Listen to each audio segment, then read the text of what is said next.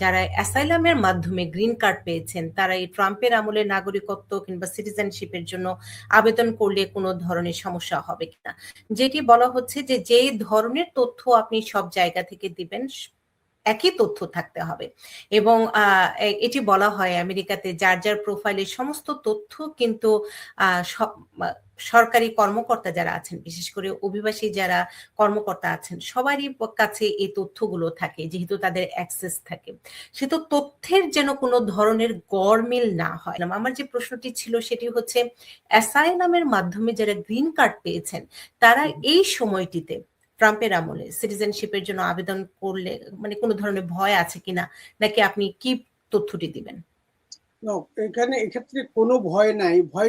ভয়টা কথা আমি বলি, যখন অ্যাসাইলাম ফাইল করেছিলেন, যে সমস্ত তথ্য দিয়েছিলেন, অনেকগুলো সিমিলার কোশ্চেন এখানেও থাকে, সিটিজেনশিপ অ্যাপ্লিকেশনেও থাকে।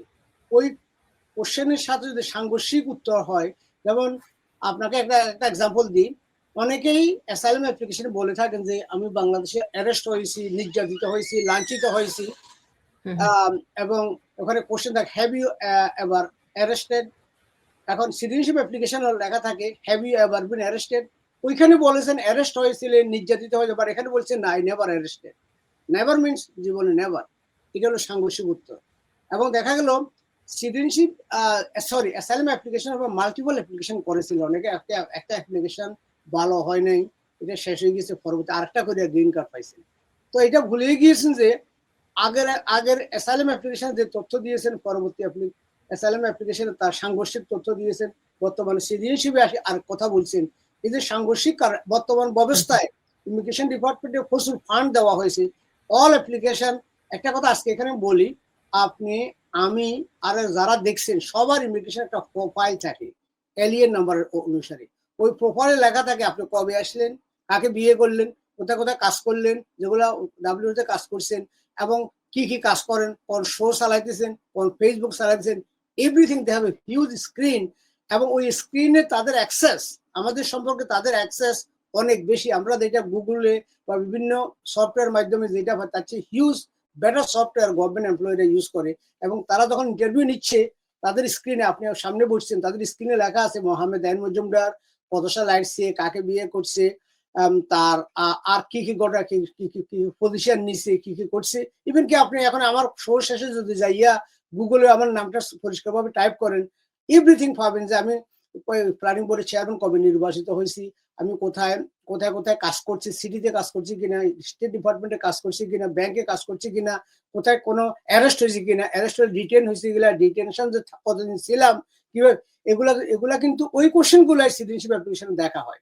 এখন দেখা গেল আপনার অ্যাপ্লিকেশনের প্রচুর প্রবলেম আছে, সেক্ষেত্রে ম্যাটেরিয়াল মিসরিপ্রেজেন্টেশন যেটাকে বলা হয়। আপনি একজনকে বললেন যে আমি ইউএস সিটিজেন, আসলে আপনি সিটিজেন না, এটা বলে অ্যাসাইলামের মাধ্যমে গ্রিন কার্ড। এবং সেক্ষেত্রে যদি ছোট্ট একটি আনসার দেন, তারপরে আমি অন্য প্রসঙ্গে যাব। ওকে, আনসারটা হচ্ছে এমন, অ্যাসাইলাম যারা ফাইল করেছেন সেই অ্যাসাইলাম অ্যাপ্লিকেশনের সাথে N400 অর্থাৎ সিটিজেনশিপ অ্যাপ্লিকেশন যেন সামঞ্জস্যপূর্ণ হয়।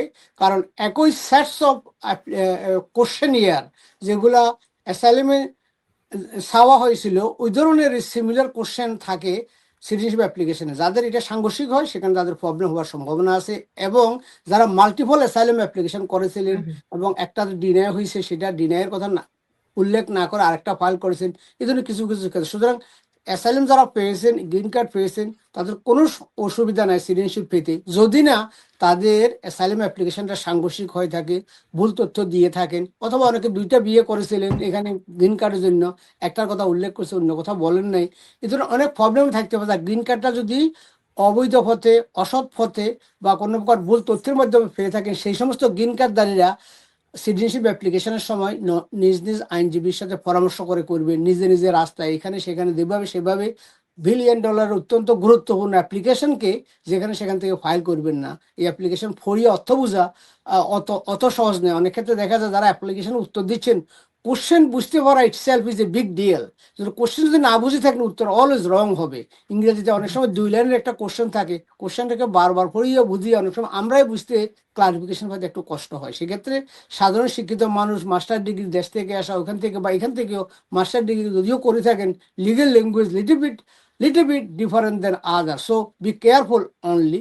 বাট যারা বিয়ের মাধ্যমে পেয়েছেন, স্যালেমের মাধ্যমে পেয়েছেন, ডাজন্ট ম্যাটার, সকল গ্রিন কার্ডধারী সিটিজেনশিপ অ্যাপ্লিকেশন করবেন বিনা বিনা বিনা কষ্টে, বিনা ভয়ে, আনলেস আপনার কোনো প্রকার ইতিপূর্বেকার কোনো কোনো প্রকার দুর্নীতি বা অন্যায়ের মাধ্যমে গ্রিন কার্ড না পেয়ে থাকেন। এবং তথ্যর এক্সিস্টিং মানে তথ্যের যে ধারাবাহিকতা সেটি যেন থাকে, অন্যরকম তথ্য যেন না হয়, যে তো কথাটি আপনি আগে বলছিলেন।